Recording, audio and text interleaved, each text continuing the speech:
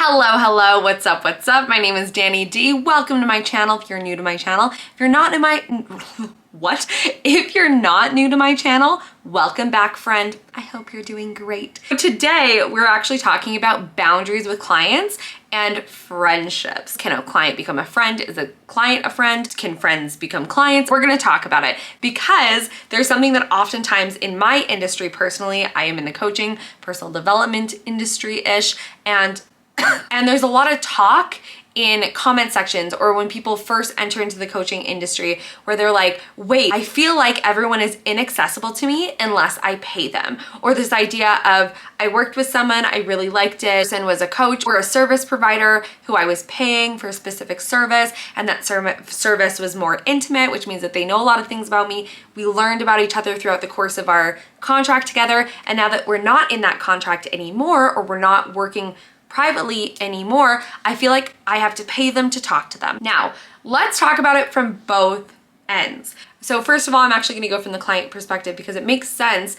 that we get to know these people. We get to know these people on an intimate level. They get to know us on an intimate level. They normally get to know way more about us than we do about them because they are providing us the service of holding space for us, of helping us learn and grow through things.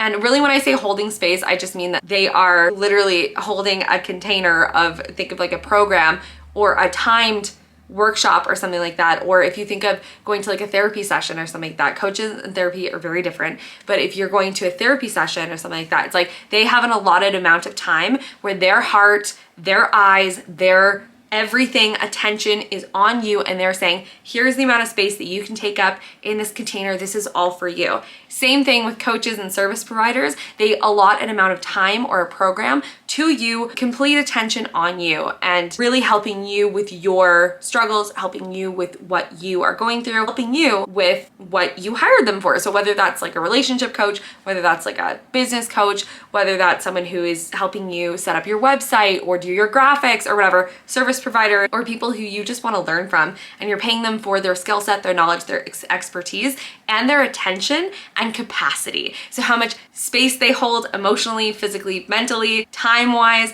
you are paying for first dibs on that space. You're paying for that allotted amount of time, energy, capacity, knowledge to take that space up. That's what you are paying for as a client. But it makes sense that we get to know these people. If you're like me, I love humans. So I feel like I make best friends with everyone. I feel like no matter if it's a nutritionist or dietitian that I've worked with, I feel like we're joking around in sessions, we're getting to know each other, whether it's like a coach or someone who I've hired as a service provider. I feel like we just get to know each other. I'm very friendly with people, even colleagues at jobs. I've always been friendly with people, my management, my teachers, like I've always been friendly with people, and there's been this rapport of friendliness, right?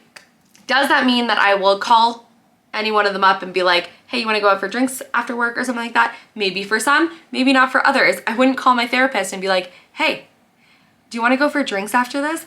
Probably not, even though that person, I might love them, they might know a lot of intimate information about me, and we might get along amazing, but they're not necessarily gonna be my number one person that I'm gonna call up on a dime, like whenever I feel like it, to take up more space than it has been allotted in a contract. Does that mean that you can't be friends with coaches or service providers or people who you work with or anything like that outside of that contract? No way, like that doesn't mean that.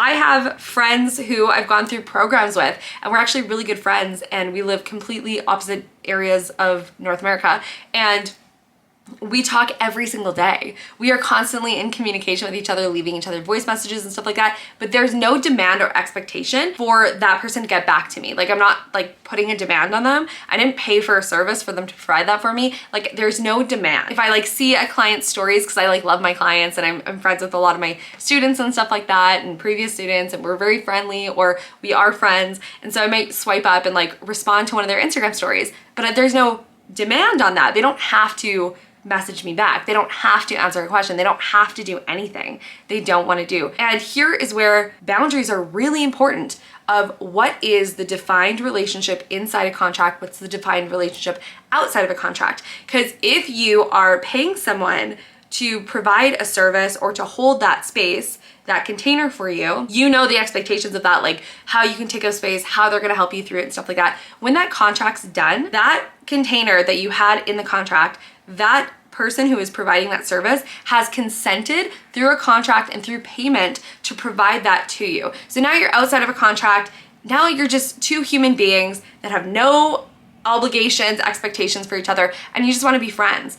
Let that relationship evolve as it kind of evolves naturally if you want a mutual friendship, because oftentimes in those containers or in those contracts, the relationship transaction, like if you think about it, is what the coach is getting is like payment and compensation for time, energy, expertise. When you're outside of that, as a client, you might be used to that type of capacity and that type of attention given to that person, and you might want that. What that person gets back, what does that person get back? How do they define a relationship? How do they define a friendship? Because it might be different from how they defined a container where they're teaching and coaching and mentoring or whatever, right? For me, I have to be really careful to not coach my friends and not unsolicitedly coach the people who I'm in relationships with, because I would be breaching what I've consented to giving in a friendship. We need to really look at how do I define a friendship and how do I define a paid relationship. Though a lot of people might be like, oh, I feel like I can't talk to them unless I pay them. It's like, what are you talking to them about? Is it, I feel like I can't get advice unless I pay them? I feel like I'm not getting support unless I pay them? Or I feel like I can't just like have a casual conversation? Because what is your expectation and demand on that individual outside of that coaching relationship, outside of that service provider relationship? Are you demanding more than what they've consented to giving you in a friendship capacity? Everyone's needs and capacity is very different, which is why in a paid container, you have a written contract of confidentiality, number one.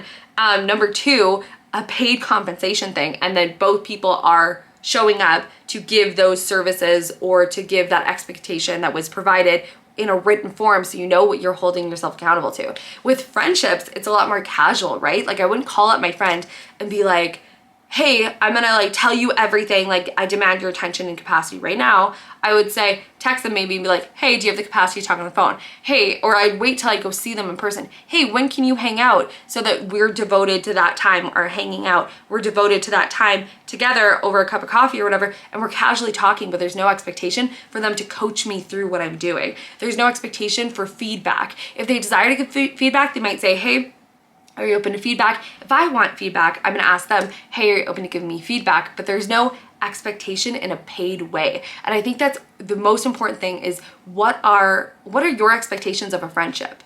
And when you say, well, I feel like I can't talk to this person unless I'm actively paying them, are those expectations that you want to talk to them about? Do a little check-in.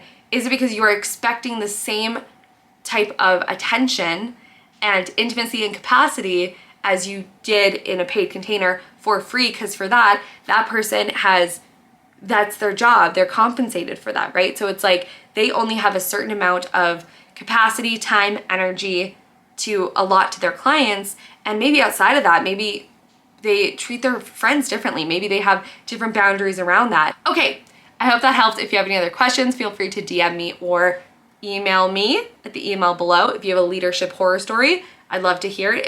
If you're open to me sharing that story and doing commentary on it anonymously, I'm so open to that. So I'll leave that email below. Sending you massive love, kick ass, take names, change the world. You're freaking fabulous. Stop being so secretive about it. Any programs, any offers that I have, I'll also put below. So that's where anything you need will be. Okay,